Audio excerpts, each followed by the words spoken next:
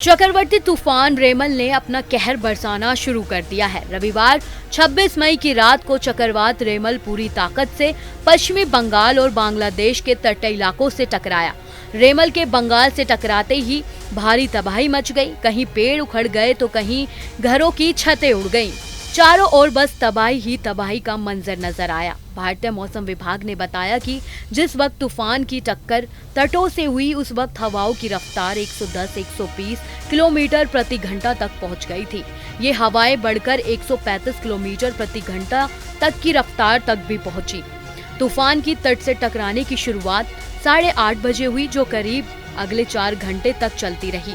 इस वजह से तटीय इलाकों में बड़े पैमाने पर नुकसान देखने को मिला। अब हम बात करते हैं आखिर ये तूफान बनता कैसे है। चक्रवर्ती तूफान रेमल ने अपनी दिशा और गति बदल ली है, लेकिन ये साल का पहला चक्रवर्ती तूफान था। बंगाल की खाड़ी में बना पहला साइक्लोन भी। वैसे आमतौर पर अब अरब सागर में ज्यादा साइक्लोन आते हैं, जबकि पहले बंगाल की खाड़ी में आते थे। कैसे ये तूफान बनते हैं और कहां से आते हैं?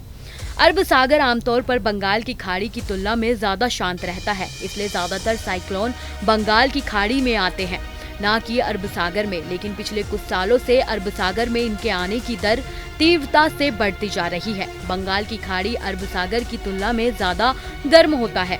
बंगाल की खाड़ी में साल में 2 बड़े चक्रवर्ती तूफान आने की आशंका हमेशा रहती है। ये आमतौर पर मार्च से मई और अक्टूबर से दिसंबर के बीच आते हैं।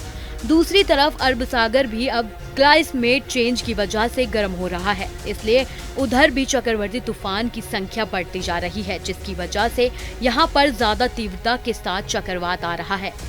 पिछले 40 सालों में हर मॉनसून से पहले बंगाल की खाड़ी और अरब सागर के तापमान करीब 1 से 1.4 डिग्री सेल्सियस बढ़ जाता है। मौसम वैज्ञानिक कहते हैं कि कुछ तूफान को बाकायदा गर्मी के मौसम में समंदर के गर्म होने के बाद आते हैं, प्री मौसम के आसपास, लेकिन बेमौसम तूफान की वजह होती है। आमतौर पर चक्रवर्ती तूफान हमेशा सागरों के गर्म हिस्सों के ऊपर ही बनता है, जहां पर औसत तापमान 28 डिग्री सेल्सियस के ऊपर होता है। ये गर्मी से ऊर्जा लेता है और सागर से नमी खींचता है। चक्रवर्ती तूफान रेमल के असर की वजह से बारिश, जिससे घरों में खेतों में पानी भर गया है। रेमल ने कमजोर घरों को काफी नुकसान पहुंचाया है। तेज हवाओं की वजह से पेड़ उखड़ गए और बिजली के खंभे भी गिर गए। रेमल से किसी तरह की जान हानि न हो, कम से कम नुकसान हो, इसके लिए बड़े पैमाने पर तैयारियां की गई थी।